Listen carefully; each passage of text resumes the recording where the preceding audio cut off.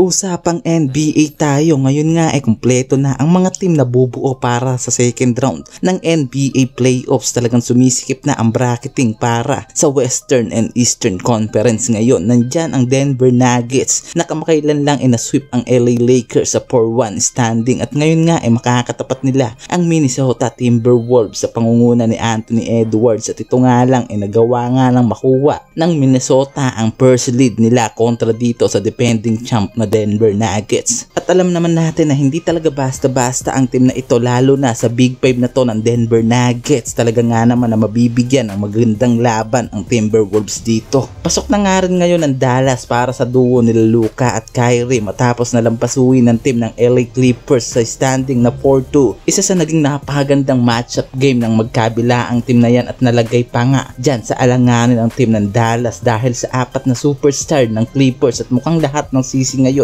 napunta kay Kawhi matapos na hindi makapaglaro mula game 2 hanggang game 4. At ngayon nga talagang makakalaban na ng Dallas ang Oklahoma Thunders para sa second round matapos na masweep ng Oklahoma Thunders ang New Orleans Pelicans, at magandang matchup game ang parating para sa Dallas at Oklahoma. At kung mangyari dito, mabibigyan ng magandang laban ang duo nila Luka at Kyrie kontra sa dalawang rookie na naghahalimaw ngayon sa Thunders. At para sa Eastern Conference naman, nandyan ang Boston na alam natin na isa sa pinakamatindi ngayon at number 1 team para sa bracket ng Eastern Conference, at kita yan matapos na lampasuhin lang nito ang Miami Heat sa first round ng playoffs with 4 wins and 1 lose. At ngayon nga ay makakatapat nila ang team ng Cleveland matapos na masweep nito ang Orlando Magic sa first round ng playoffs sa pangunguna ni Donovan Mitchell. Sobrang solid ang mangyayaring laban na to kontra sa number 1 team ng Eastern kontra sa pang-apat na team na Cleveland Cavaliers. Who knows sa kung ano pa ang kayang gawin ng Cleveland para talunin ang number 1 seed ng Eastern Conference, ang Boston Celtics. At ito nga lang nakakatapos na laban kontra New York Knicks at Philadelphia. Nasilat na nga ng Knicks ang Philadelphia 76ers sa standing na 4 wins and 2 losses para sa kanilang naging first round. At ngayon nga ay makakatapat nila sa second round ang team ni Haliburton na Indiana Pacers na lamang paso sa team ni The Greek Freak na Milwaukee Bucks. Halos same standing ang dalawang team na ito para sa first round ng playoffs, and so far waiting na lang ang magkabila ang team na ito sa kanilang susunod na laban at kung ano ang sistema na gagawin ng mga ito, lalo't hindi nagkakalayo ang dalawang team na ito sa pagdating sa averaging and overall stats para sa magkabila ang team na to. Kaya ngayon pa lang talagang kaabang-abang na and more intense game ang mangyayari para sa second round game ng NBA playoffs, at malinis na ang mga bracket para sa Eastern and Western Conference ngayon, at waiting na lang tayo ngayon para sa mga susunod pa na matitinding laban na mangyayari sa papalapit na finals ng NBA League.